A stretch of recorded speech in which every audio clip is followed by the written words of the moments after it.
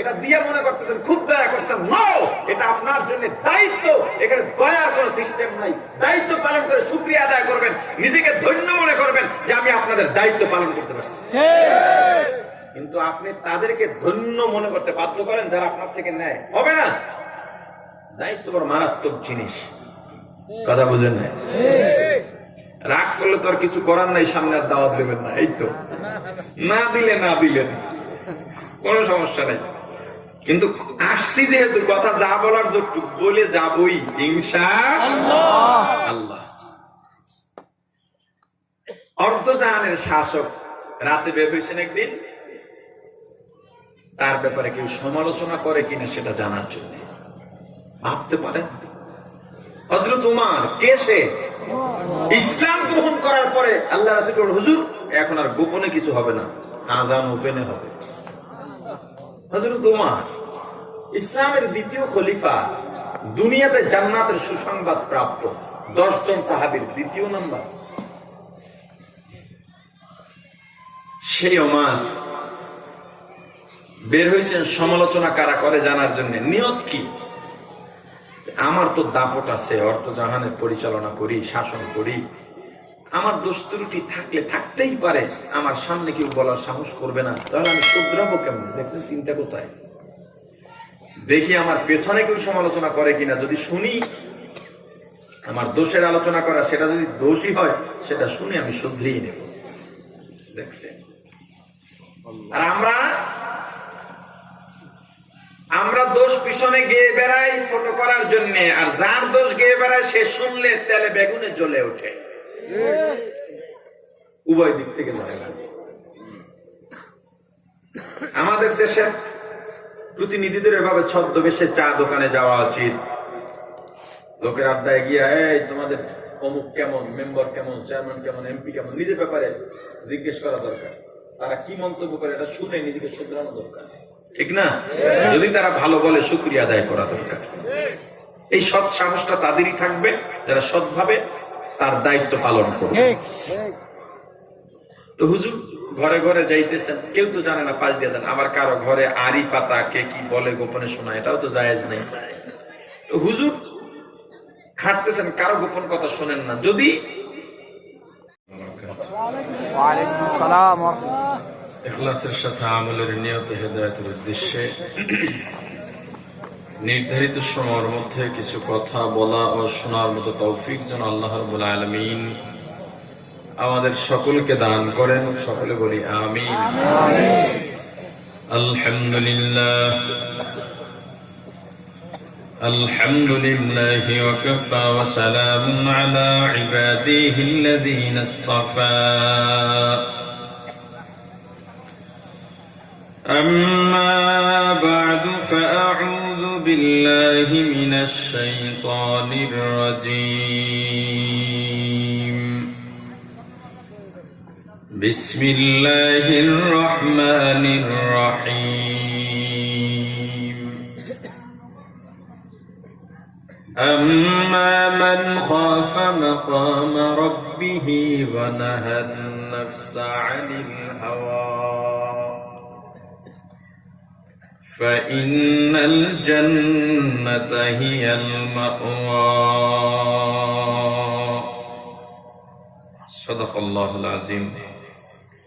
محبت درود شريف پڑھی. اللهم صل على محمد وعلى آل محمد كما صليت على إبراهيم وعلى آل إبراهيم إنك حميد مجيد. সবাই পড়ি, মোহাব্বতে পড়ি. اللهم بارك على محمد وعلى آل محمد كما باركت على إبراهيم وعلى آل إبراهيم إنك حميد مجيد. الحمد لله. আলহামদুলিল্লাহ।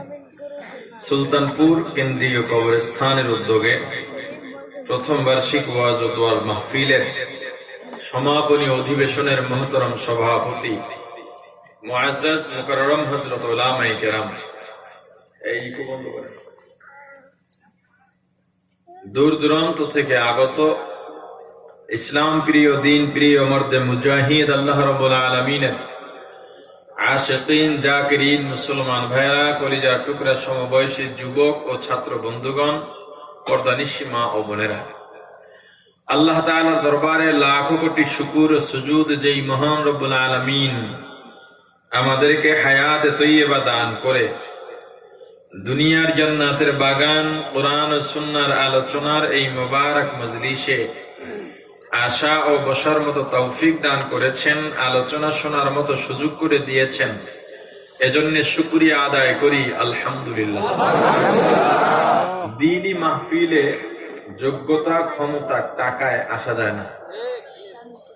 আপনার অনেক জ্ঞান, তাই বলে আপনি মাহফিলে আসতে পারবেন, বিষয়টা এমন নয়।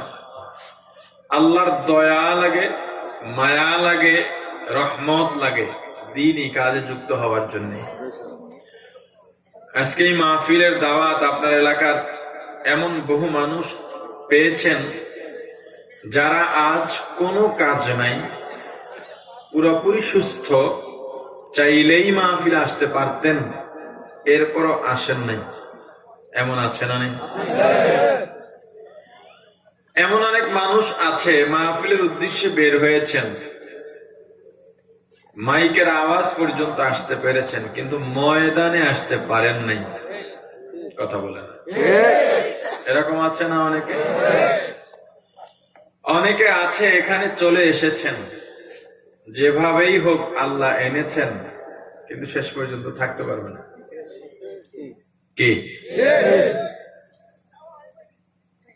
বান্দার প্রতি আল্লাহর দয়া কতটুকু হবে, বান্দার অন্তরের নিয়ত যতটুকু হবে।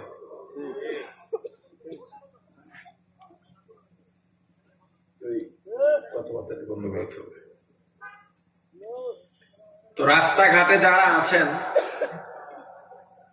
হয়তো বলবেন, হুজুর মাইকে তো আমরা ওয়াজ শুনতে পাই, মাঠে যাওয়ার দরকার কি? আপনি আতরের দোকানে গেলেই কেবল ঘ্রাণ পাবেন, দূর থেকে দেখলে ঘ্রাণ পাবেন না। এখান থেকে রাস্তায় আগুন জ্বলবে, দেখা যাবে না, কিন্তু তাপ আসবে। ঈমানদারের মজলিসে গেলেই কেবল ঈমান তাজা হয়, দূর থেকে আওয়াজ শোনার দ্বারা হয় না। অনেকে চিন্তা করবে বয়ানে যাবো না, যদি তওবা করা লাগে। আমি ছাত্র জমানায় জুমা পড়াতাম, তো এক লোক আমার সঙ্গে খুব বেশি খাতির, কিন্তু জুমা আমার পেছনে পড়তে না। জুমার সময় অন্য জায়গায় যাই। আমি বললাম, আপনি এই কাজ কেন করেন? দূর দূরান্ত থেকে মানুষ আসে আমাদের মসজিদে, 11টা সাড়ে 11টায় মসজিদ ভরে যায়, আর আপনি আর এক মসজিদে যান। আপনারা অনেক গেলে যদি দাঁড়িয়ে রাখার নিয়ত করা লাগে। এরকম অনেক মানুষ আছে, তওবা করা লাগতে পারে, এজন্য পীরের দরবারে যায় না, তবলিগে যায় না, ওয়াজে আসে না। আছে না নাই? যদি ব্যাপারটা এমন না হতো, শুক্রবার আজানের পরে মসজিদ ভরপুর থাকতো, হুজুর সুরওয়ালা হোক, সুর ছাড়া হোক, উনি বয়ান করবেন, মানুষ শুনবে। আপনি কি দৈনিক অফিস করেন না, কাজে বের হন না? তাহলে জুমার দিন এটাকে আপনি রুটিন কেন বানান না, যে আমার শুক্রবার একটা সময় আলোচনা শোনার সুযোগ পাই, আমি আজানের আগেই মসজিদে গিয়ে হাজির। কেন হয় না? আসলে হওয়ার জন্য আল্লাহর দয়া দরকার, মায়া দরকার, রহমত দরকার, তার আগে আপনার আমার নিয়তটাও দরকার। আল্লাহ আমাদের সবাইকে কবুল করেন, আরো জোরে বলেন আল্লাহ রাব্বুল আলামিন পরকালে দুইটা জায়গা বানিয়েছেন, এই দুই জায়গার বাইরে কোনো জায়গা নাই। একটা জায়গার নাম জান্নাত, আর একটা জায়গার নাম জাহান্নাম। একটা জায়গার নাম জান্নাত। আমার কথার জবাব দিতে হবে উঁচু আওয়াজে, একটা জায়গার নাম আর একটা জায়গার নাম, এই দুই জায়গার বাইরে কোনো জায়গা নেই। পৃথিবীর সব মানুষগুলোকে দুই ভাগে বিভক্ত করে এই দুই জায়গায় আল্লাহ দিয়ে দেবেন, হয়তো জান্নাত না হয় জাহান্নাম। ফারিকুম ফিল জান্নাতি ওয়া ফারিকুম ফিস সাঈর।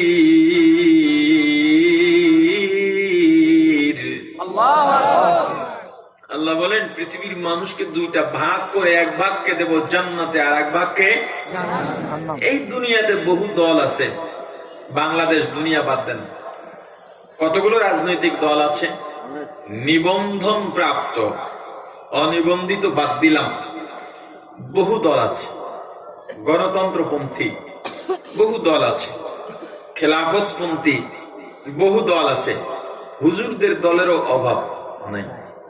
একাধিক ইসলামী দলের নিবন্ধন এই দেশের রাজনীতিতে আছে। যত দল দেখেন, আমি বলি আমি ভালো, আর একজন বলেন তিনি ভালো, পাশের জন বলেন অমুক ভালো। আসলে এই ভালো ভালো বুলিয়া ওড়ানো আর গলাবাজির কোন দাম আল্লাহর দরবারে নাই।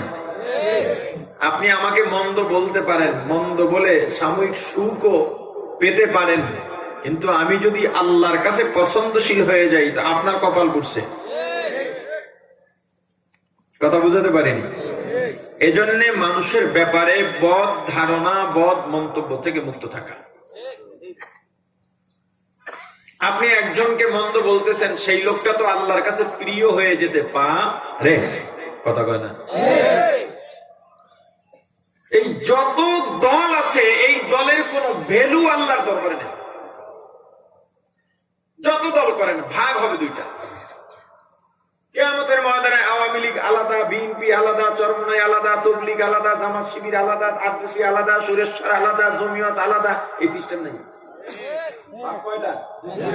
ডানপন্থী, বামপন্থী, হক বাতিল, জান্নাত জাহান্নাম। আপনার কর্মের কারণে, ইচ্ছায় হোক অনিচ্ছায় হোক, আপনি হক বা দল বাতিলে পড়েই যাবেন অটোমেটিক। বাংলাদেশে মুক্তিযোদ্ধাদের তালিকা হয়, মুক্তিযোদ্ধা না তবুও টেবিল চাপড়াইয়া পেশি জোরে মুক্তিযোদ্ধার তালিকায় নাম আছে বহু ভুয়া মুক্তিযোদ্ধা, বহু অরিজিনাল মুক্তিযোদ্ধা ভিক্ষা করে খায়, রিক্সা চালাইয়া খায়। দুনিয়ার পেশি শক্তিতে তুমি মুক্তিযোদ্ধার খাতায় নাম উঠাইতে পারছো, অসহায় মুক্তিযোদ্ধার নাম তুমি খাতা থেকে বাদ দিতে পারছো, কিন্তু পরকালীন জিন্দেগিতে হক আর বাতিলের প্রশ্নে এটা তোমার পেশি শক্তিতে কাজ হবে না। অটোমেটিক তোমার কাজে, তোমার চলাফেরায়, তোমার বলায়, তোমার লেখায়, তোমার আদর্শে, তোমার নীতিতে, তোমার লেনদেনে তুমি হয়তো ডানপন্থী না হয় বামপন্থী, হয়তো হকে পড়ে যাইবা না হয় বেহকে পড়ে যাইবা। দুনিয়ার এই হক নামক দলটা পরকালের জান্নাত পাবে, আর দুনিয়ার বাতিল নামক দলটা পরকালের জাহান্নামে যাবে। জান্নাত কি, জাহান্নাম কি? আমি মূলত জান্নাত নিয়ে কিছু আলোচনা করব, জাহান্নাম নিয়ে সংক্ষেপ কিছু ধারণা দেব। তবে ধারণা যে যাই দিক না কেন, জান্নাত জাহান্নামের আসল হাকিকত পৃথিবীতে বর্ণনা করার মতো কেউ নাই। আমি যত কঠিন করে জাহান্নামকে বলবো, আপনি ধরে নেবেন এর চেয়ে হাজার হাজার হাজার হাজার কোটি কোটি গুণে আরো কঠিন জাহান্নাম। আমি জান্নাতকে যত ভালোভাবে শান্তিদায়ক বলে উপস্থাপন করবো, আপনি ধরে নেবেন এর থেকে কোটি কোটি কোটি কোটি গুণে জান্নাত ভালো।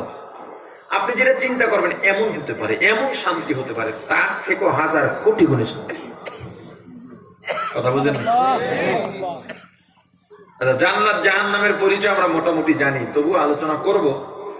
ওই জান্নাত থেকে বলেন, জান্নাত চাই না জাহান্নাম চাই? জান্নাত। সবাই বলেন জান্নাত। কেমনে পাইবেন জান্নাত? हकीकत से तो दुनिया बेखबर है, दुनिया की नुमाइश पर नजर है। नमी गोयम के आज दुनिया जुदा बाश बहर करे के बाशी बा खुदा बाश सिस्त दुनिया अज खुदा गाफिल बुदन नए तमाशो नुकरहो फर्जिंद जान दुनिया में हो दुनिया का तलबगार नहीं हो दुनिया में हो दुनिया का तलबगार नहीं हो दुनिया में हो दुनिया का तलबगार नहीं हो बाजार से गुजर हो खरीदार नहीं हो बाजार से गुजर हो खरीदार नहीं हो जागाजी लगाने के दुनिया नहीं है ये इबरत की जाहे तमाशा नहीं है ये इबरत की जाहे तमाशा नहीं है मुसलमान दुनिया चललाम दुनियार मायाয় পড়লাম একবার মাথার মধ্যে ঢুকাই নাই দুনিয়া টাকা পয়সা সম্মান ক্ষমতা জনপ্রিয়তা মানুষকে খাওয়াইতে পারে না বাঁচাইতে পারে না শান্তিও দিতে পারে না দুনিয়া টাকা পয়সা যদি মানুষকে খাওয়াইতে পারত বেশি দিন আগের কথা নয় মাত্র কয়েক বছর আগের কথা বাংলাদেশের এক নম্বর ধনী বা শিল্পপতি ছিল কিশোরগঞ্জের বাজিতপুরের জহুরুল হক কত টাকার মালিক ছিল নিজেও জানতেন না এরপরেও মারা যাওয়ার 6 মাস আগে এতটা অসুস্থ হয়ে গেছেন হাসপাতালের বিছানায় শুইয়া পাইপ দ্বারা তরল খাবার খাইছে কোরমা পোলাও বিরিয়ানি গোস্ত ভাত খাইতে পারে নাই বর্তমানে বহু ধনী মানুষ দেখা যায় টাকার অভাব নাই আপনার বাড়ি দাওয়াত দিবেন সেই বলে আমি গরুর গোস্ত খাই না দুধ খাই না দধি খাইতে পারি না আছে না নাই কেন পারেন না আপনি তো ধনী মানুষ টাকার অভাব নাই উন্নত চিকিৎসা করে জিহ্বার মধ্যে রুচি বাড়ান বড়লোক জবাব দিয়া বলবে না না টাকা দিয়া চাইলে বাঘের চক্ষু বিলানো যায় কিন্তু টাকা দিয়া জিহ্বায় রুচি বাড়ানো যায় না প্রমাণ হলো টাকা পয়সা থাকলেই মানুষ খাইতে পারে না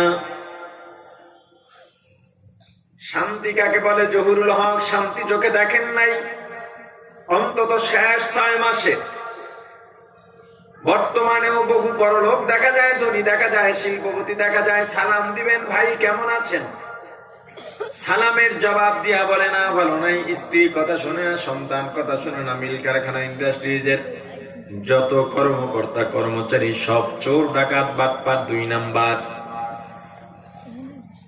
আমার মনে শান্তি নাই আপনি বলেন আপনি তো এয়ার কন্ডিশনে ঘুমান এসি গাড়ির মধ্যে চলাফেরা করেন আপনার জুতা পলিশ করে দেওয়ার জন্য পর্যন্ত কর্মচারী নিয়োগ করা আছে আপনার চেয়ে তো বেশি শান্তিতে কেউ থাকার কথা নয় শিল্পপতি জবাব দিয়ে বলবে না না এসির বাতাসে যদিও দেহটা ঠান্ডা হয় এসির বাতাস অন্তর পর্যন্ত পৌঁছে না আর যার অন্তরের মধ্যে শান্তি নাই দুনিয়ার কোথাও গেলে শান্তি পাওয়া সম্ভব না কোটি টাকার মালিকে দেখো অভাব হয় না দূর কোটি টাকার মালিকে দেখো অভাব হয় না দূর গরিবে ঘুমায় গাছতলাতে মনটা বাহাদুর হৃদয়ে তাকিবে যার নম্র সদা রহমত আসিবে তথা আল্লাহর ওয়াদা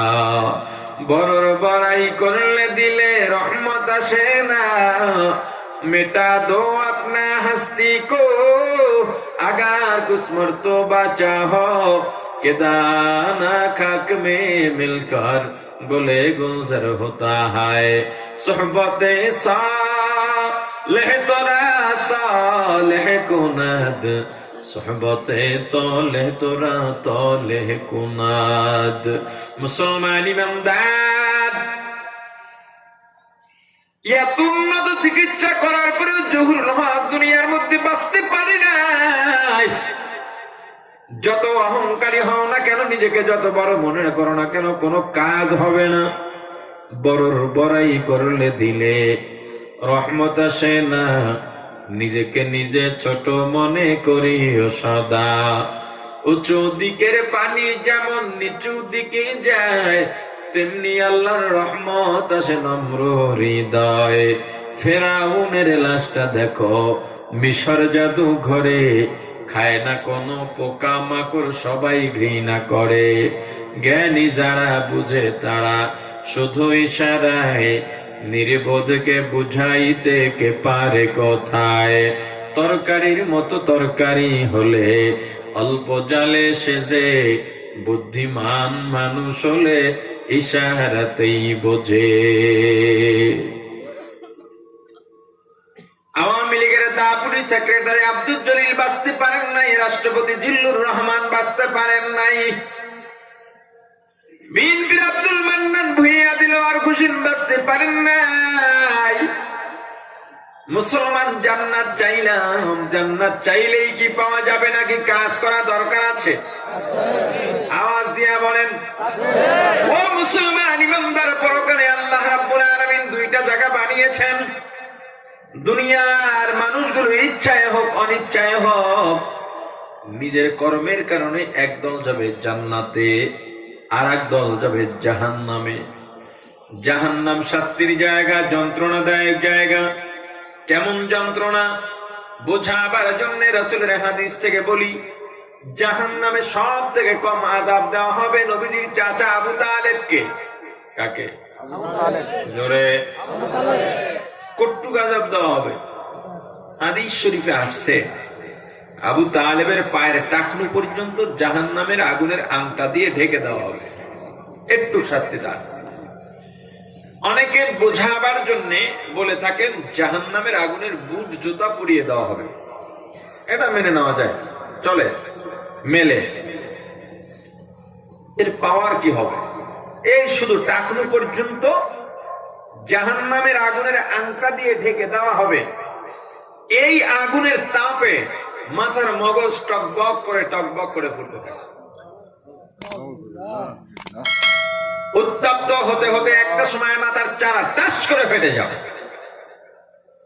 মাথার মগজগুলো ভাতের ফুটন্ত ভাতের মতো টকবক করে শিখতে মাথার চারদিক থেকে শরীর বেয়ে বেয়ে পড়তে থাকবে। শরীরটা সিদ্ধ হয়ে হাড্ডির থেকে গোস্তগুলো খসে খসে পড়তে থাকবে। আবু তালেবের কাছে জানতে চাওয়া হবে আপনার অনুভূতি কেমন? আবু তালেব জবাব দিয়া বলবেন, আমার কাছে মনে হয় জাহান্নামের সবচাইতে কঠিন আযাব আমাকে দেওয়া হচ্ছে। আসলে কঠিন না সবচাইতে কম? জোরে, এই সবচাইতে কমের অবস্থা হলো এটা। আল্লাহ না করুন, আল্লাহ না করুন, আল্লাহ না করুন, আপনি আমি যদি জাহান্নামে যাই এর থেকে বেশি আযাব নিশ্চিত। আপনি যদি জান্নাতে যাইতে চান পুলসিরাত পার হওয়াই লাগবে। নবীজি সাল্লাল্লাহু আলাইহি ওয়াসাল্লাম বলেছেন, পুলসিরাত হবে জাহান্নামের উপর দিয়া।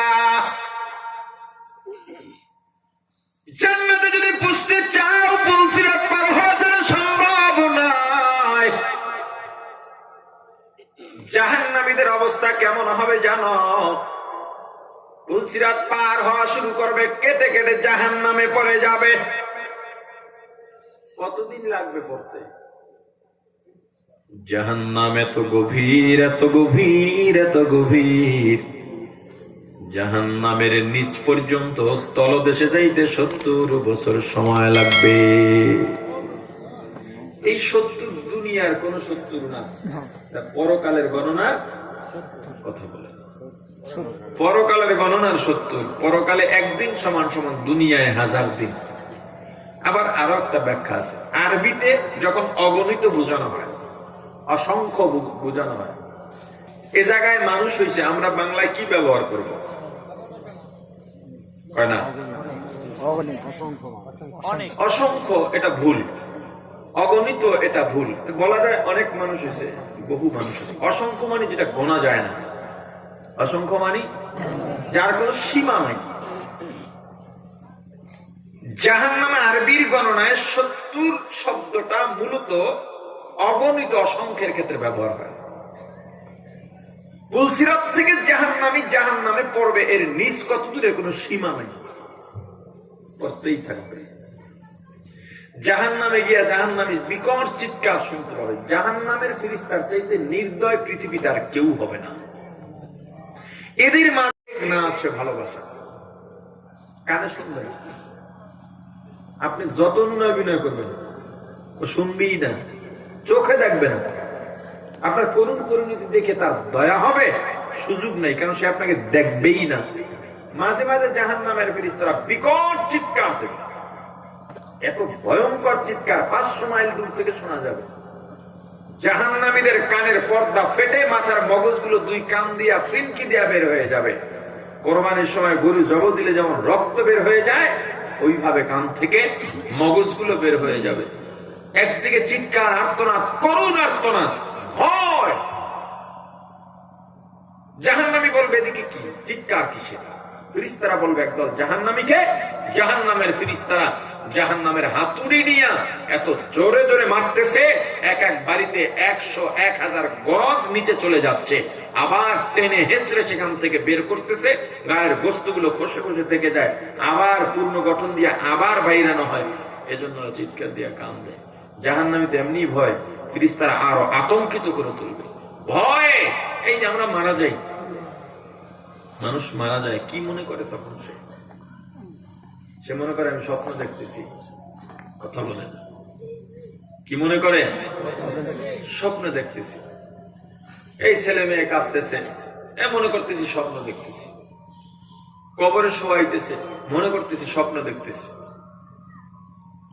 এরপর যখন উঠা যায়, সবাই চলে যাইতেছে, স্বপ্নের মধ্যে ডাকবে, শোনে না, মনে করবে স্বপ্নে ডাকতেছি, শোনে না।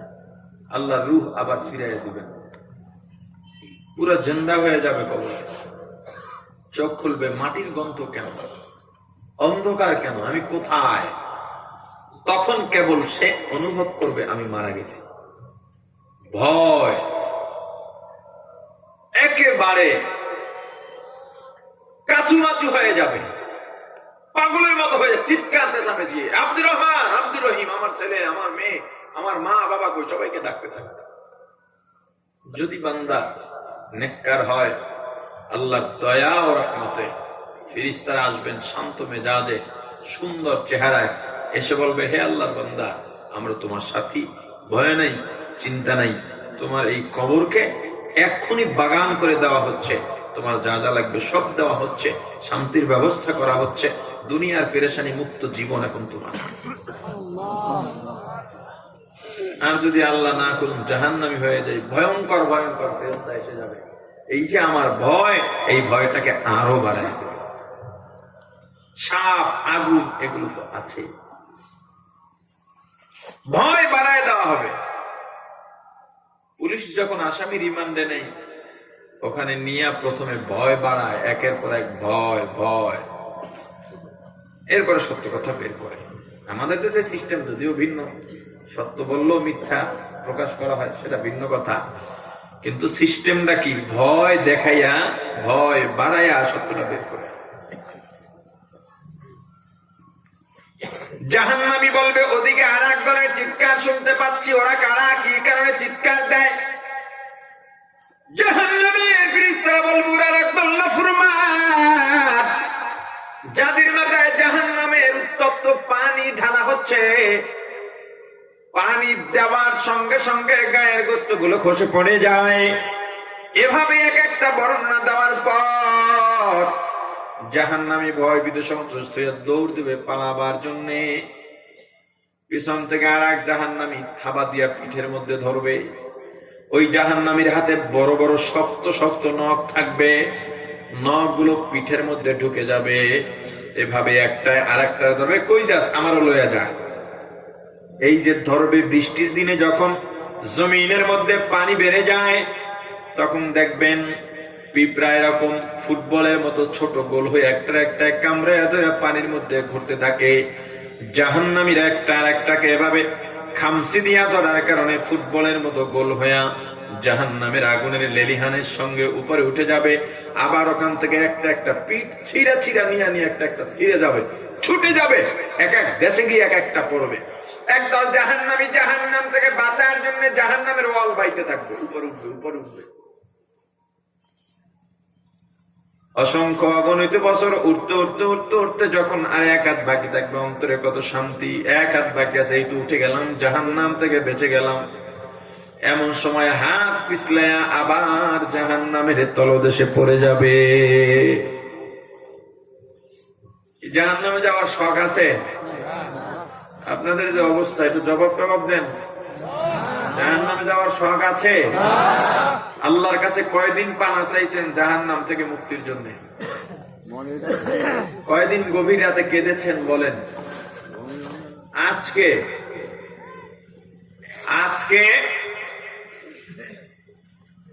মাহফিল শেষ করে এশা যারা পড়েছেন তো পড়েছেন, যারা পড়েননি এশা পড়ে এরপরে দুরাগাত তাহাজ্জুদের নিয়ত করে নামাজে দাঁড়াবেন। পারা যাবে? আওয়াজ নাই? ইনশাল্লাহ কম লাগতো না? হ্যাঁ করবো। নেক কাজ ইনশাল্লাহ লাগবে না, এটা আল্লাহ এমনিই চান। কথা কয় ইনশাল্লাহ বলবেন, এটা আমি বললাম গুরুত্ব দেওয়ার জন্য। ইনশাল্লাহ তো অবশ্যই বলবেন, আমি গুরুত্ব দেওয়ার জন্য বললাম। পারা যাবে? ইনশাল্লাহ বলেন, বললে তো সব আছে। নিয়তটা পাকা থাকলেই হয়, ঠিক না? নিজের গুনার জন্য অনুতপ্ত হবেন, অপরাধের জন্য অনুতপ্ত হবেন। আল্লাহর ছেলে নাই, মেয়ে নাই, শুধু বান্দা আল্লাহরে আল্লাহ বলে ডাকবে, আল্লাহ খুশি। মা বাবার সঙ্গে অন্যায় করলে মা বাবা ছেলেকে ত্যায্য করে দেয়। আল্লাহ এমন আল্লাহ, যত অন্যায় করেন নাফরমানি করতে করতে করতে করতে শেষ সীমায় চলে গেছেন, একবার শুধু আল্লাহকে আল্লাহ বলে ডাকবে, আল্লাহ সব মাফ করে দেবে।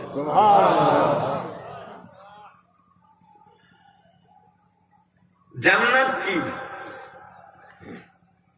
আগে জান্নাতের পরিচয় দিই, তারপরে জান্নাত কারা পাবে সেটা বলি। কি বলেন? জান্নাতীরা হাউজে কাউসার পাবে। কি পাবে? আমার কথার জবাব দিতে হবে। জান্নাতীরা কি পাবে? হাউজে কাউসার পাবে। হাউজে কাউসার কি? হযরত আনাস রাদিয়াল্লাহু তাআলা আনহু বর্ণনা করেন, আমরা নবীজির পাশে বসা ছিলাম বা সামনে বসা ছিলাম। নবীজি কাত হয়ে হাতের সাথে মাথা টেক লাগায়া শোয়া ছিলেন, চক্ষু বন্ধ ছিল। তবে নবীজি ঘুমান নাই, কি যেন ধ্যান করতেছিলেন। কিছুক্ষণ পরে নবীজি উঠলেন, তাকালেন এবং মুচকি হাসলেন। আমাদের কাছে জিজ্ঞেস করলেন, তোমরা জানো আমি কেন এসেছি? সাহাবায়ে কেরাম বললেন, আল্লাহ আল্লাহর রাসূলই ভালো জানেন। নবীজি বললেন, একটা সুসংবাদ আছে। কি আছে? বলে না। এইমাত্র জিবরাইল এসেছিল, আল্লাহ একটা সূরা নাযিল করছেন, ইন্না আ'তাইনাকাল কাউসার ফাসাল্লি লিরাব্বিকা ওয়ানহার ইন্না শানিআকা হুয়াল আবতার। আল্লাহ আমাকে হাউজে কাউসার দান করেছেন। হে সাহাবায়ে কিরাম, জানো হাউজে কাউসার কি? সাহাবায়ে কিরাম বললেন, আল্লাহ ও আল্লাহর রাসূলই ভালো জানেন। নবীজি বললেন, এটা জান্নাতের একটা নহর, যেই নহরের তলদেশ থেকে দুই ধার বাধাই করা থাকবে হীরা জহরাত মণিমুক্তার পাথর দিয়া।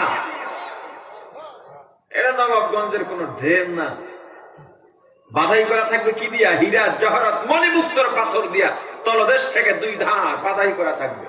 এটার মধ্যে যে পানীয় বা শরবত থাকবে দেখতে হবে দুধের চাইতেও সাদা, মধুর চাইতেও মজাদার মিষ্টি। একবার যে পান করবে 40 বছর মতান্তরে সারা জীবনেও আর পানির পিপাসা লাগবে না। কাদের জন্য বলেন? বলেন, জান্নাতীদের জন্য। জান্নাতীরা জান্নাতে স্ত্রী পাবে, স্ত্রীরা স্বামী পাবে, হুর ও গলমান পাবে।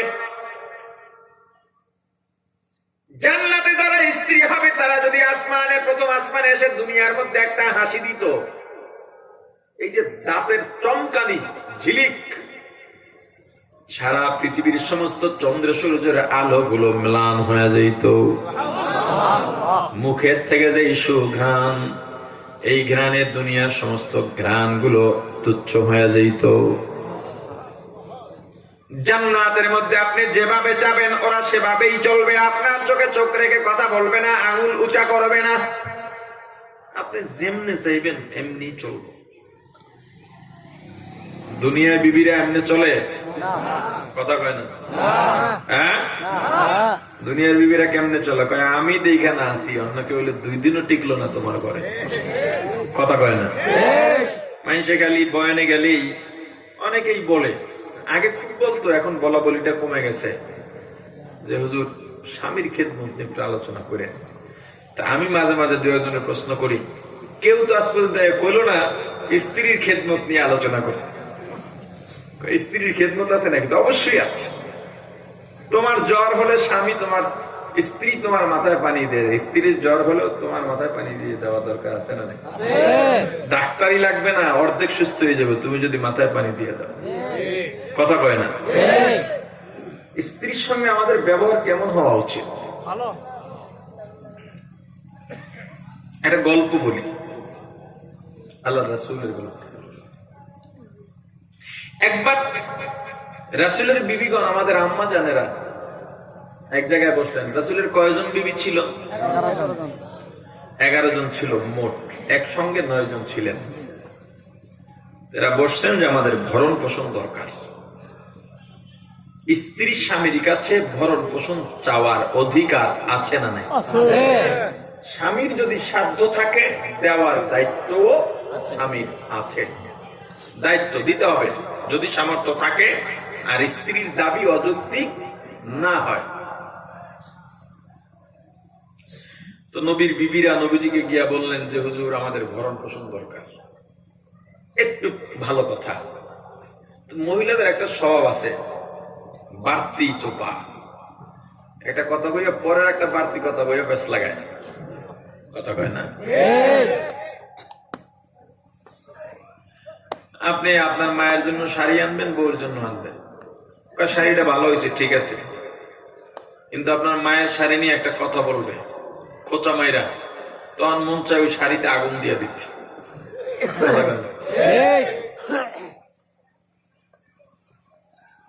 তো আম্মা জান আয়েশা সিদ্দিকা রাদিয়াল্লাহু তাআলা আনহাকে সিলেক্ট করা হলো। রাসূলের কাছে কে গিয়ে বলবে যে আয়েশাকে তো হুজুর একটু বেশি আদর করেন, আয়েশাই বলুন।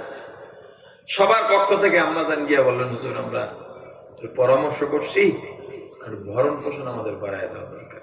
বেশ ভালো কথা, কিন্তু গুরুত্ব বোঝাবার জন্য যে এটা তাদের যৌক্তিক দাবি, এজন্য একটা যুক্তি দিচ্ছেন। কি দিচ্ছেন? কি যুক্তি দিলেন? যে রোম সম্রাট, পারস্য সম্রাট, ওরা তো দুনিয়াদার। ওদের বিবিরা, ওদের স্বামীরা ওদের বিবিদেরকে কত সাজে সজ্জিত করে সারা দুনিয়ায় ঘুরায়। ওরা তো দুনিয়াদার, আপনি তো নবী, আপনি তো ওদের থেকে অনেক উপরের। তা আপনার বিবিদেরকে তো আরো শান্ত মতো রাখা দরকার। আল্লাহ সাথে সাথে আয়াত নাযিল করলেন, ইয়া নিসাআন নাবিয়্যু লাস্তুন্না কাআহাদিন মিনান নিসা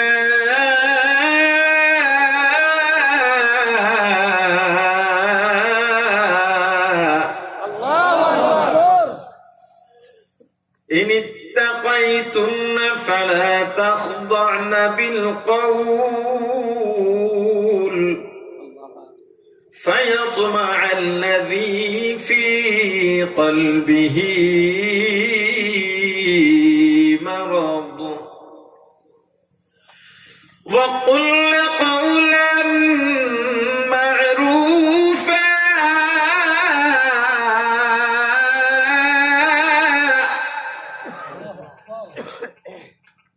وقرن في بيوتكن ولا تبرجن تبرج الجاهلية الأولى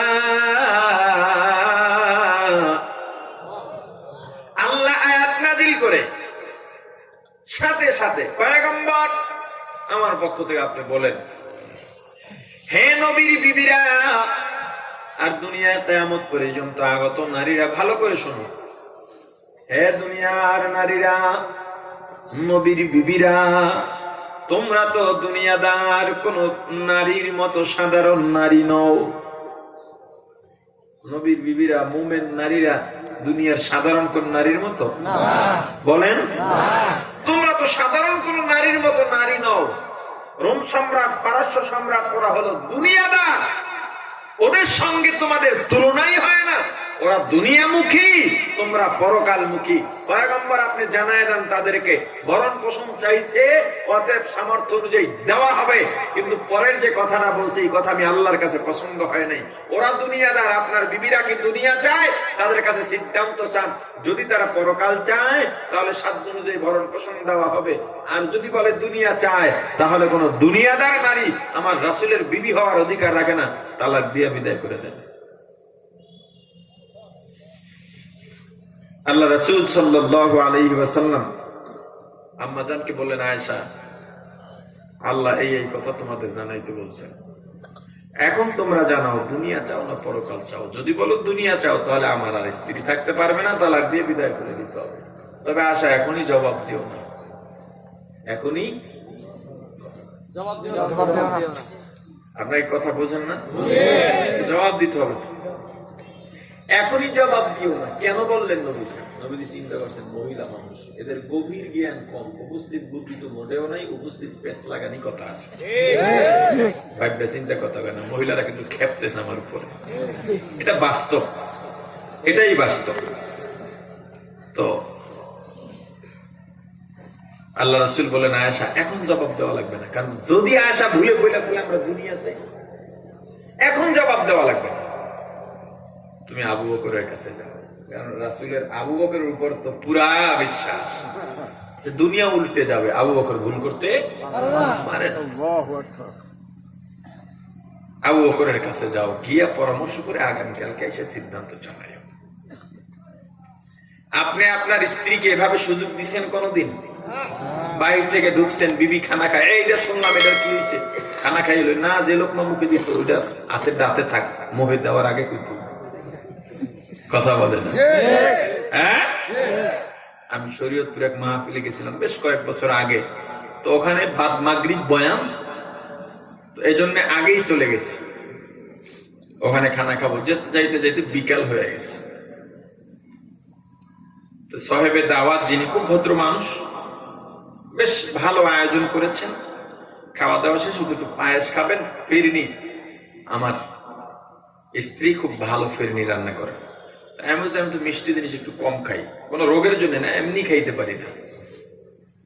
ঠিক আছে, আপনি যেহেতু বলছেন অল্প একটু খাবো, একটু মুখে দিয়ে আর খাইতে পারি না, এত চিনি হয়েছে। মুখে দেওয়ার পরে একটা শখের মতো এত চিনি, লোকটার সাথে সাথে খেয়ে গেছে, দিছে ঘরের মধ্যে ধরে, আজকে দেখাইবে। আমি তার ডাক দিছি, কি হয়েছে ভাই, হঠাৎ করে আপনি খেতে গেলেন? খজুর এত চিনি। উনি আবার আমার থেকে নিয়ে একটু মুখে দিছে, মানে ওনার যে বলে আছে ওখান থেকে নিয়ে একটু মুখে দিছে। চিনি বেশি হইলে আমাদের পায়েস খাওয়াইতে পারলাম না। দাঁড়ান, আপনি তো বলছেন আপনার বিবি পায়েস ভালো রান্না করে। বলে ভালো রান্না করে সবসময়, সবসময়। আজকে রান্নার পথ কয়টা? 5-7টা বা আরো বেশি। এর মধ্যে একটু ভুল তো হইতেই পারে। এখন কথা বলে ওই লোক, এখন আর কথা বলে না। একটু তো ভুল হতে পারে।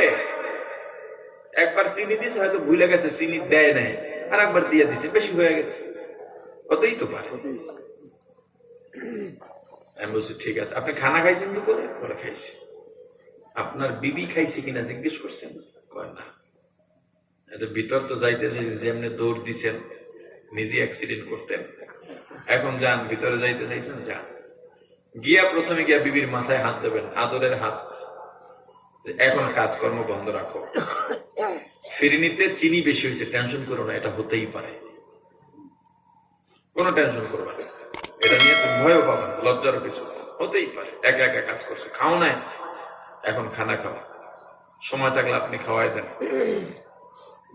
এরপর বলবেন এখন 10 মিনিট রেস্ট নাও, আধা ঘন্টা রেস্ট নাও, বাসন টাসন যা আছে এটা পরে ধুয়ে নিবা বা আমি তোমাকে সহযোগিতা করবো, যান ভিতরে না যায় না, খারাপ।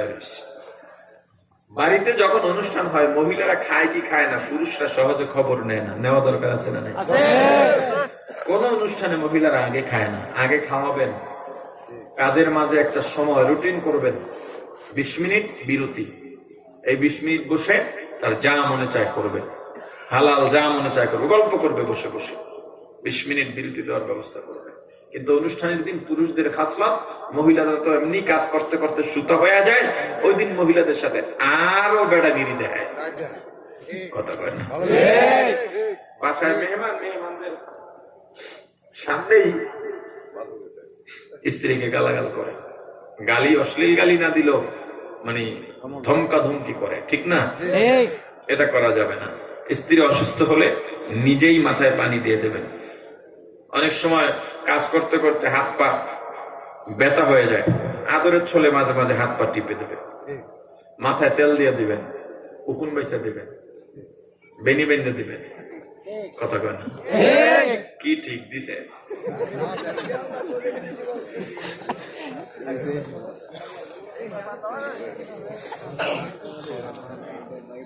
আপনি যদি তার হক আদায় করেন, সেও আপনার হক আদায় করবে।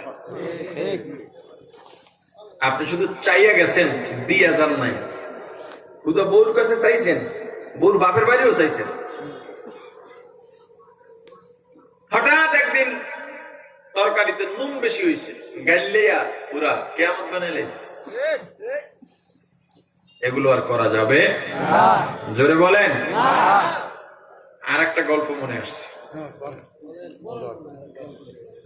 একজন দুনিয়াদার শক্ত মানুষ একজন তাবলীগের সাথী ভাইয়ের গাছতে মেহনতে চিল্লা গেছেন, সবাই খাইতে বসছেন। তো তবলীগে যারা যায় এক একদিন এক একজন রান্নার দায়িত্ব পড়ে, সহযোগী। ওই লোকের একদিন দায়িত্ব, সবাই খাইছে খুব মজা করে, লোকটা কি খুশি আমার খাবার খাইছেন, সবাই শেষে সে খাইতে বসছে, আর মুখে দিতে পারে না, এত নুন হয়েছে। বললো যে এতগুলো মানুষ খাইলো, কিচ্ছু বললো না। সবার কাছে জিজ্ঞেস করলো কি ব্যাপার, কয়েকদিন এটা তো হতেই পারে। সাথে সাথে তওবা করছে, অথচ আমার বিবি মাঝে মাঝে একটু নুন বেশি হলে বা কম হলে, ভাত শক্ত হলে বা নরম হলে কি গালাগালি না করতাম। জীবনে তওবা করে আর কোনোদিন স্ত্রীর সঙ্গে এরকম ব্যবহার করেন না। আপনার বিরক্ত? জান্নাতে যারা বিবি হবে তারা আপনার চোখে চোখ রেখে চোখ রাঙায় কথা বলবে না। আপনি যেভাবে চাইবেন ওরা সেভাবেই চলবে। এটা কাদের জন্যে? জোরে বলেন। জান্নাতীরা জান্নাতে ফল পাবে। কিভাবে? জান্নাতি জান্নাতে গিয়া ফিরিস্তারা হুজুররা কইছে জান্নাত 500 মাইল জুড়ে ছড়ায় থাকে। হ্যাঁ, সবচেয়ে ছোট জান্নাত যে পাবে সেটা হবে দুনিয়ার 10টা সমান। 10টা দুনিয়া এক জায়গায় করলে আপনাদের নবাবগঞ্জের চাইতে তো ছোট হওয়ার কথা না। হ্যাঁ, কতটুকু হবে?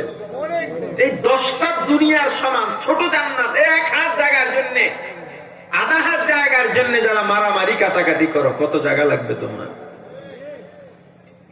2 জনের জায়গার সীমানায় এক বিল্ডিং করার সময় মাঝখান থেকে একটা গলি রাখা দরকার, অথবা রাস্তা রাখা দরকার। লাশ নিয়ে যাওয়ার মতো একটা জায়গা অত দরকার আছে না? নেই? ঝগড়া লাগে গেছে, কে জায়গা ছাড়বে? ছাড়ে না। ইট কয়েকটা গাইতে 2 বছর বইয়ে থাকে এই 1000 জায়গার তর্ক নিয়ে, আর ঘর উঠায় না। কথা বলেন। অথচ তুমি যদি দুনিয়ায় 1 হাত ছেড়ে দাও, আল্লাহ তোমার জন্য আসমান পরিমাণ জান্নাতে জায়গা ছেড়ে দেবে।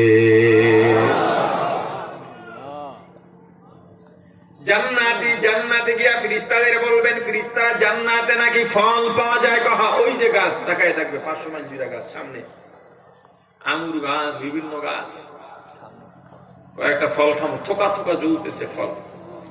ফেরেশতা বলবে সিরা দিবু, আপনি সিরা খাইবেন? সিরা দিলে আর কে সিরা খাইতে চায়? সিরা দেওয়া লাগবে না, আপনি কইলে গাছ আপনার কাছে যাইব। আয় ফল অমনি গাছ নইয়া মুখের কাছে আসবে। মুখে দিয়া এত মজা পৃথিবীতে কোনোদিন কল্পনাও করে নাই। মজা পাইয়া লোভ বেড়ে যাবে। মজা পেয়ে আপনিও দোকানে গেছেন, এ ভাই পুরি দাও, পুরি দিছে, 2টা পুরির অর্ডার, 2টা পুরি দিছে, মুখে একটা টান দিয়ে ছিটতে পারেন না, বুতাইয়া তেনাই একেবারে অবস্থা খারাপ। 2টা তো খাইলি না, একটা অর্ধেক খেয়ে রাখে যা তোর দোকানে খাইতাম না, গেলেন গিয়া আরেক দোকানে গেছেন, এই পুরি দে, একেবারে তাজা মসমসে ভাজা গরম, মুখে দিচ্ছেন, মজা লাগে। 2টার অর্ডার দিচ্ছেন, 2টা খাওয়ার পর পায় আরো 2টা দে, কথা কয় না কি লেগে? মজা পাইয়া লোভ বাড়ছে। আপনি একবারই দাওয়াতে গেলেন, দেওয়ার পরে 5 পদের তরকারি দেওয়ার পরে একটা মজা লাগছে, 5টা দিয়ে খাইছে, এরপর একটাই বেশি মজা লাগছে, ওই তরকারিটা আরেকটু দাও। কারণ কি? মজা পাইয়া লোভ বাড়ছে। জান্নাতি বলবে এর চাইতে মজাদার ফল আরো আছেনি? বলবে আছে, সেটা দাও। জান্নাতি বলবে, ফেরেশতা বলবে এটাই খাও। এটা তো মাত্র খাইলো, আবার মুখে দেবে। দেওয়ার পরে দেখবে এইটার মজা আগেটার থেকে আরো বেশি, স্বাদও ভিন্ন। এরকম একটা ফলে কমপক্ষে 40 রকমের স্বাদ পাওয়া যাবে, মজা একটার থেকে আর একটার আরো বেশি। এটা কাদের জন্যে? জোরে বলেন। জান্নাতীরা অশান্তি কি, অশান্তি নামক জিনিস ভুলেই যাবে, অশান্তির কোনো ব্যাপার নাই। সালামুন আলাইকুম তিবতুম ফাদখুলুহা খালিদিন। বলেন এই জান্নাত চান কিনা? কেমনে জান্নাত পাবেন? আল্লাহ বলেছেন 2টা গুণ যাদের মধ্যে থাকবে তাদের ঠিকানা জান্নাত। কয়টা গুণ? 2টা। আওয়াজ দিয়া বলেন 2টা। 1 নম্বরে গুণ, আম্মা মান খাফা মাকাম রাব্বি। 1 নম্বরে গুণ, আল্লাহর সামনে উপস্থিত হওয়াকে যারা ভয় পায়, এই উপস্থিত হওয়াটা 2 জায়গায় হবে। একটা হলো চূড়ান্ত পর্যায়ে কিয়ামতের ময়দানে আল্লাহর কাঠগড়ায় দাঁড়াইয়া নিজের জীবনের হিসাব আমি কিভাবে দেব, এই ভয়ের থেকে, গুনাহ থেকে যদি ফিরে থাকে, আল্লাহ বলেন ফাইনাল জান্নাতা হিয়াল মাওয়া। হে মুত্তাকি, তোর জন্য জান্নাত ঠিকানা। আর একটা আল্লাহর উপস্থিতির ভয়। দুনিয়ার সব জায়গায় আল্লাহ আছেন না নাই?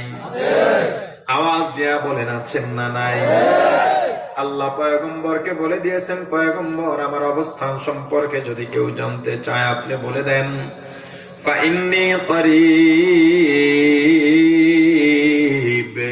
আমি আল্লাহ অতি নিকটে। আল্লাহ কাছে না দূরে? বলেন কতটুকু কাছে? আল্লাহ অন্য আয়াতের মধ্যে বলেন, নাহনু আকরাবু ইলাইহি মিন হাবলিল ওয়ারিদ।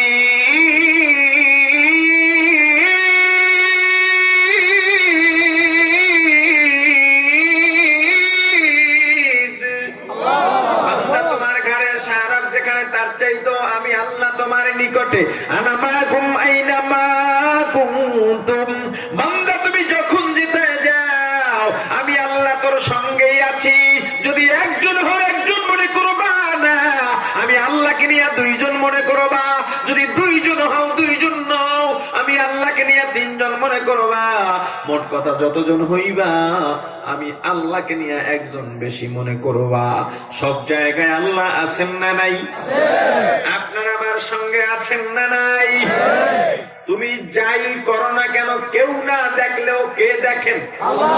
আওয়াজ আওয়াজ, কে দেখেন? ও মুসলমান ইমানদার, আল্লাহর উপস্থিতির ভয়, চোর চুরি করার জন্য রওনা হয়। অন্ধকার রাত, কেউ দেখে না, চুরির মালও সামনে, চুরি করে বিক্রি করে টাকা হজম করবে, কেউ জানবেও না। কিন্তু চোর চুরির মাল সামনে যখন আছে, চোর যদি তখন চিন্তা করে কেউ না দেখলেও কে দেখেন? জোরে বলেন। চোর যদি ওই সময় চুরি না করে ফিরে আসে, আল্লাহ বলে দেন, ওরে চোর, ফিরিস্তারা অপেক্ষায় ছিল, চুরি করবি তোর নাম চোরের খাতায় উঠবে, চুরি করবি তোর নাম জাহান্নামীর খাতায় উঠবে। কিন্তু আমি আল্লাহর উপস্থিতির ভয় পাইয়া যখন চুরি থেকে ফিরে গেলি, একটু আগে যে ছিলি চোর, এখন হয়ে গেছে মুত্তাকি, আমি ঘোষণা দিলাম তোর ঠিকানা জান্নাত। আমিরুল মুমিনিন খলিফাতুল মুসলিমিন হযরত ওমর রাদিয়াল্লাহু তাআলা আনহু মাঝে মাঝে রাতে বের হইতো। অর্ধজাহানের শাসক। অর্ধজাহান বুঝেন কি? পৃথিবীর অর্ধেকের শাসন কর্তা হযরত ওমর একজন হুজুর। আপনারা তার মনে করেন হুজুররা কিছু বোঝে না। ইমাম সাহেব কি যে মায়া করে সবাই, এক একদিন এক একবারই খাওয়ায়, মুরগির রান ছাড়া দেশি মুরগি বাছাই করা গরুর গোশত, এরপর খাওয়ায়, কথা কয় না। কিন্তু এই হুজুর যদি মেম্বারিতে দাঁড়ায় আর ভোট দেয় না, কারণ কি মনে করে হুজুররা কিছু বোঝে না, পারে না। আমি আর রাষ্ট্র চালানে, রাষ্ট্র পরিচালনায় কোরআন ও রাসূলের আদর্শ কি ব্যর্থ? সমাজ পরিচালনায়, অর্থনীতিতে কি ভাবেন? যারা মনে করেন হুজুররা কিছু বুঝে না, শোনেন, পৃথিবীতে যতটা সোনালী যুগ রচিত হয়েছে, বাঘ আর হরিণ শত্রুতা ভুলে এক ঘাটে পানি খেয়েছে, সুন্দরী রূপসী যুবতী অমাবস্যার অন্ধকার রাতে একা হেঁটে ইজ্জত হারাবার ভয় করে নাই, ওই যুগ ছিল টুপিওয়ালার যুগ। কিভাবে? আপনি ভালো করে বুঝেন, আমাদের মেম্বার যদি ইমাম সাহেব হয়, এখানে যারা মেম্বার আছেন, চেয়ারম্যান আছেন, আমার উপর রাগ করেন না, বাস্তব কথাটা বলতেছি। আপনিও আমার যে চিন্তা, ওই চিন্তার সাথে আপনিও একমত হবেন। আপনিও বুঝেনি, আমাদের ইমাম সাহেব যদি মেম্বার হয়ে যায়, অন্তত কাজ করতে পারবে জানি না, জনগণের হক নষ্ট করবে না, এটা ভালো করে জানেন। এরপর বলবে হাসলতের দোষ। কিসের দোষ? মানে হুজুর আপনি কি ইমাম সাহেব করে নির্বাচনে নামাইতেছেন? না, অবশ্যই। সমাজ পরিচালনায়, রাষ্ট্র পরিচালনায় আল্লাহ দীন সুন্নাত ওয়ালা যদি উলামায়ে কেরাম যারা ইসলাম বোঝে জানে, তারা যদি না আসে, এই সমাজ দিন দিন অধপতন হবে, ধ্বংস হয়ে যাবে। কি ভাবেন? ওই বিষয়ে এখন আলোচনা করা যাবে না, রাত তো অনেক হয়ে গেছে। যাও, আমিরুল মুমিনিন খলিফাতুল মুসলিমিন হযরত ওমর অর্ধজাহানের শাসক মাঝে মাঝে রাতে বের হইতেন জনগণের খোঁজ খবর নিতে। কি মেম্বার, চেয়ারম্যান সাহেবরা আপনারা নেন তো, নিয়েন, খোঁজ নিয়েন, নেওয়া দরকার, এটাই দায়িত্ব। এই ওয়ার্ডের মধ্যে আপনার কয়জন বিধবা আছে লিস্ট থাকতে হবে, কয়জন প্রতিবন্ধী আছে লিস্ট থাকতে হবে, কতজন বৃদ্ধ আছে যার অভিভাবক নাই, খরচ চালাবার মানুষ নাই, এইগুলো লিস্ট থাকতে হবে। কয়টা এতিম ছেলে মেয়ে আছে, লেখাপড়া খরচ চালাবার কেউ নাই, লিস্ট থাকতে হবে। আপনার ওয়ার্ডের মধ্যে, আপনার ইউনিয়নের মধ্যে ছোট ছোট বাচ্চাদের দিয়ে কোনো হোটেলে শিশু শ্রম দেওয়ানো যাবে না, ইটের ভাটায় কাজ করানো যাবে না, রাস্তাঘাটে কাজ করানো যাবে না। পরিষদের টাকা বরাদ্দ এনে না হয় এলাকার ধনীদের ধরে ধরে এই শিশুদেরকে নিজ আপনাদের খরচে লেখাপড়া করাতে, শিশু শ্রম বন্ধ করতে হবে। আল্লাহ তো শিশুদেরকে কাজ করার জন্য দেন নাই, কাজ করার শক্তি যখন হবে তখন করবে। ছোট ছোট বাচ্চাদেরকে দিয়ে কাজ করাচ্ছেন আপনারা, আপনারা আবার গরিব দুঃখী মেহনতি মানুষের বন্ধু বলে গলাবাজি করেন, মানায় না। কওমি মাদ্রাসাকে দেশের বোঝামো করেন। পৃথিবীর বাংলাদেশের কথা বলি, এই বাংলাদেশে গরিবের বন্ধু যদি কেউ থেকে থাকে, সেটা কওমি মাদ্রাসা। এতিম গরিব ছেলেদেরকে ধরে মাদ্রাসায় পড়ায়, মা বাবার আদর স্নেহ দিয়ে মানুষ গড়ে, আর এই বাচ্চাদের যদি শুনে যায়, তখন আপনারা হুজুরদেরকে ভিক্ষুক বলে গালি দেন। ওরে গরিবের বন্ধু, কি কষ্টের কথা বললাম। দায়িত্ব এটা একটা বিশাল জিনিস। আপনি দায়িত্ব পালন করবেন, আমার উপর আপনার দায়িত্ব পালন করার ব্যাপার আছে। দায়িত্বই অনুগ্রহ নয়। আমাদের পুলিশ ভাইরা দায়িত্ব পালন করেন, কিন্তু দায়িত্ব পালন করে আবার আমাদের থেকে এমন ভাবে কথা বলেন না আমাদের খুব দয়া করছেন। দয়া নয়, এটা আপনার দায়িত্ব। পরিষদ থেকে যখন গরিবদের আপনি বিজিএফ এর চাল দেবেন, সরকারের বরাদ্দ ত্রাণ দেবেন, এটা দিয়ে মনে করতেছেন খুব দয়া করছেন। নো, এটা আপনার জন্য দায়িত্ব। এখানে দয়ার কোন সিস্টেম নাই। দায়িত্ব পালন করে শুকরিয়া আদায় করবেন, নিজেকে ধন্য মনে করবেন যে আমি আপনাদের দায়িত্ব পালন করতে পারছি। কিন্তু আপনি তাদেরকে ধন্য মনে করতে বাধ্য করেন যারা আপনার থেকে নেয়, হবে না। দায়িত্ব বড় মারাত্মক জিনিস, কথা বুঝেন না। রাগ করলে তো আর কিছু করার নাই, সামনে আর দাওয়াত দেবেন না, এই তো। না দিলেন কোনো সমস্যা নাই। কিন্তু আসছি যেহেতু কথা যা বলার যতটুকু বলে যাবই ইনশাআল্লাহ। অর্ধজাহানের শাসক রাতে বের হয়েছেন একদিন, তার ব্যাপারে কেউ সমালোচনা করে কিনা সেটা জানার জন্য। ভাবতে পারেন হযরত উমর কে সে? ইসলাম গ্রহণ করার পরে আল্লাহ রাসূল বলেন, হুজুর এখন আর গোপনে কিছু হবে না, আযান ওপেনে হবে। হযরত উমর ইসলামের দ্বিতীয় খলিফা, দুনিয়াতে জান্নাতের সুসংবাদ প্রাপ্ত 10 জন সাহাবীর দ্বিতীয় নাম্বার। সেই ওমর বের হয়েছেন সমালোচনা কারা করে জানার জন্য। নিয়ত কি? আমার তো দাপট আছে, অর্থজাহানের পরিচালনা করি, শাসন করি, আমার দোষ ত্রুটি থাকলে থাকতেই পারে, আমার সামনে কেউ বলার সাহস করবে না, তাহলে আমি শুধরাবো কেমন? দেখছেন চিন্তা কোথায়। দেখি আমার পেছনে কেউ সমালোচনা করে কিনা, যদি শুনি আমার দোষের আলোচনা করা, সেটা যদি দোষী হয় সেটা শুনে আমি শুধরিয়ে নেব। দেখছেন, আর আমরা দোষ পিছনে গিয়ে বেড়াই ছোট করার জন্য, আর যার দোষ গিয়ে বেড়ায় সে শুনলে তেলে বেগুনে জ্বলে ওঠে। উভয় দিক থেকে ধরে গেছে। আমাদের দেশের প্রতিনিধিদের এভাবে ছদ্মবেশে চা দোকানে যাওয়া উচিত। লোকের আড্ডায় গিয়া, এই তোমাদের অমুক কেমন, মেম্বার কেমন, চেয়ারম্যান কেমন, এমপি কেমন, নিজের ব্যাপারে জিজ্ঞেস করা দরকার। তারা কি মন্তব্য করে এটা শুনে নিজেকে শুধরানো দরকার, ঠিক না? যদি তারা ভালো বলে শুকরিয়া আদায় করা দরকার। এই সৎ সাহসটা তাদেরই থাকবে যারা সৎভাবে তার দায়িত্ব পালন করবে। তো হুজুর ঘরে ঘরে যাইতেছেন, কেউ তো জানে না, পাশ দিয়ে যান। আবার কারো ঘরে আড়ি পাতা, কে কি বলে গোপনে শোনা, এটাও তো জায়েজ নেই। তো হুজুর হাঁটতেছেন, কারো গোপন কথা শোনেন না। যদি